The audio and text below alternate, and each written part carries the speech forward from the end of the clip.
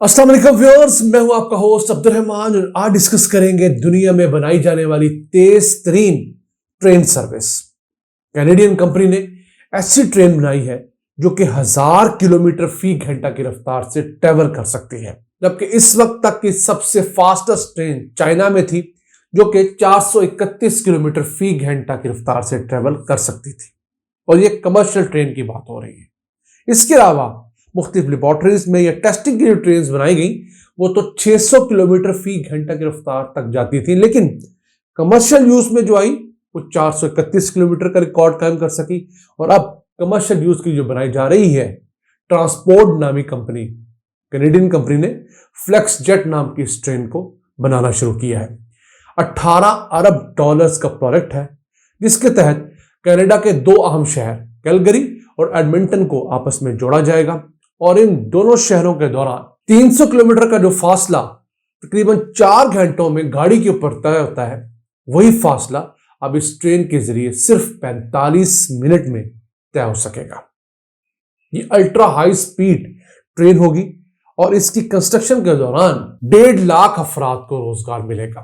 अब ये जो ट्रेन है ये मैग्नेटिक फ्लोटेशन सिस्टम के तहत काम करेगी और ये एक स्पेशल मैग्नेटिक फील्ड उसके अंदर ट्रेवल करेगी, जिसके अंदर आगे से रेजिस्टेंस ना होने के बराबर होगी।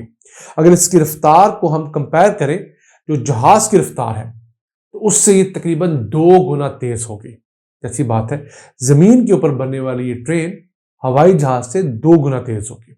आम कमर्शियल हवाई जहाज जो है वो 550 से 600 किलोमीटर फी घंटा की रफ्तार से ट्रेवल करते हैं।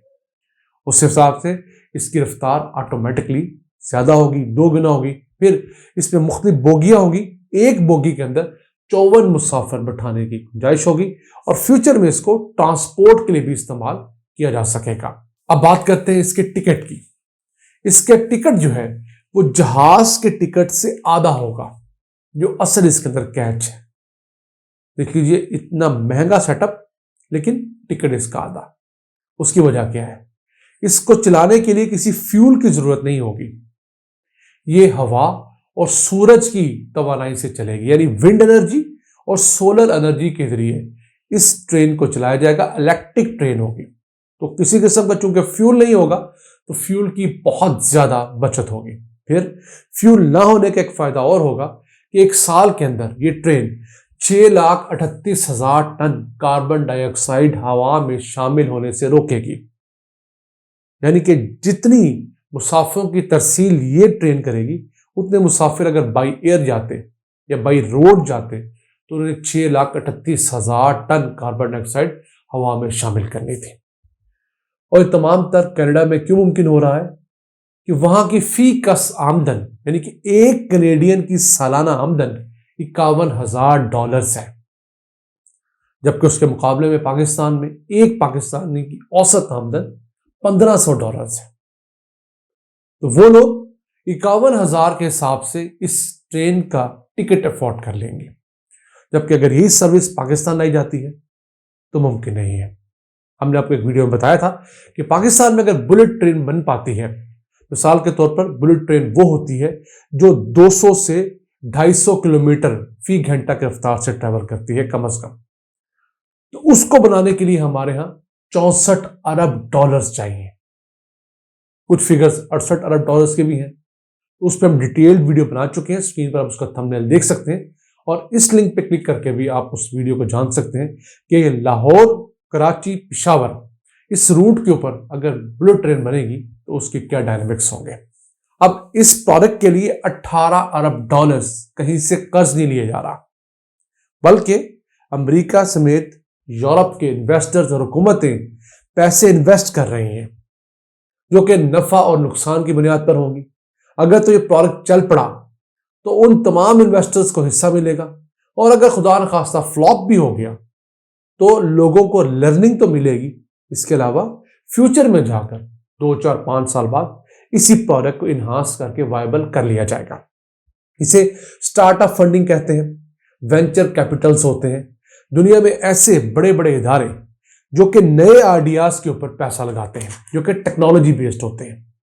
और अगर हम बात करें सन 2022 में तो 550 अरब डॉलर्स इन वेंचर कैपिटल फंड ने ऐसे इदारों पर, ऐसे स्टार्टअप्स में इन्वेस्ट किया जो नई चीजें इजाद कर रहे थे, और ये तमाम का तमाम पैसा नफा नुकसान की बुनियाद पर होता है।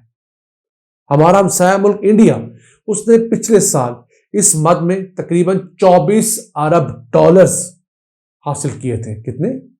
24 बिलियन डॉलर्स। और हमने पिछले साल स्टार्टअप्स में कितने पैसे हासिल किए?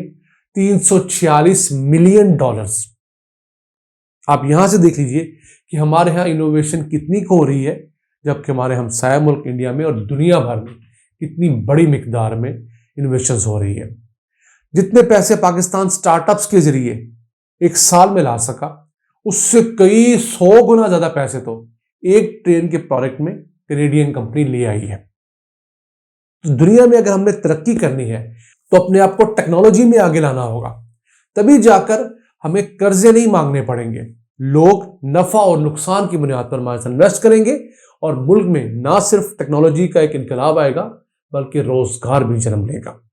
फिलहाल आपको बताने का मकसद और इस टॉपिक से आशनाई देने का मकसद यह था कि दुनिया कहां तक पहुंच चुकी है, किस तेज रफ्तारी से टेक्नोलॉजी के मैदान में आगे जा रही है, बगैर किसी कर्जे के, बगैर कोई सूद अदा किए। और हमारा ये हाल है कि हम रेलवे ML1 मंसूबा चाइना के साथ पिछले 10 साल से मिन्नतें करने के बावजूद शुरू ना कर सके, क्योंकि वहां से हमने कर्ज लेना है और वो समझते हैं कि हम इस कर्ज को अदा करने की पोजीशन में नहीं है। यही वो मसाइल है जिसकी वजह से पाकिस्तान दुनिया में आहिस्ता आहिस्ता पीछे जाता जा रहा है। बजाय हम आगे जाते, हम पीछे जा रहे हैं। स्टार्टअप फंडिंग्स 2020-21 में बहुत हुई। 22 के साल में पाकिस्तान में जैसे ही सियासी अदम इस्तेहकाम आया, ये स्टार्टअप फंड कम हुई। पाकिस्तान में टेक्नोलॉजी में इन्वेस्ट करने वाली कंपनियां कम हो गई, पाकिस्तान में इनोवेशंस भी कम हो गए।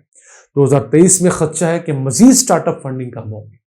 और स्टार्टअप फंडिंग एक ऐसा पैसा होता है जो समझ लीजिए मुफ्त का पैसा होता है, और जिसने पैसा लगाया होता है उसे भी इल्म होता है कि मैं अगर 100 प्रोडक्ट्स में पैसा लगा रहा हूं तो उसमें से मुश्किल 2 या 3 ही कामयाब होंगे, बाकी 97-98 नाकाम होंगे। लेकिन जो 2-3 कामयाब होंगे वो अगले 200 प्रोडक्ट्स का खर्चा उठा लेंगे। मसलन क्रीम, उबर, फूड पांडा, ये सारे स्टार्टअप्स थे, ये फंडिंग से बने। उन्होंने अपना शेयर रखा और जब कामयाब हुए तो शेयर होल्डर्स को पैसे मिले। पाकिस्तान ने अगर तरक्की करनी है और फौरी तौर पर फॉरेन डायरेक्ट इन्वेस्टमेंट लानी है, डॉलर्स लाने हैं, तो उसका एक बहुत बड़ा सोर्स हमारे स्टार्टअप्स हो सकते हैं। हमारी यूनिवर्सिटीज में इनोवेशन के कल्चर को फरोग देना हो सकता है। इसके तहत हम हर साल 10 अरब डॉलर्स तक पाकिस्तान ला सकते हैं और खुद को चंद सालों में अपने कदमों पर खड़ा कर सकते हैं। आज के लिए इतना ही। अपने मेजबान अब्दुल रहमान को इजाजत दीजिए। अल्लाह ने के मान।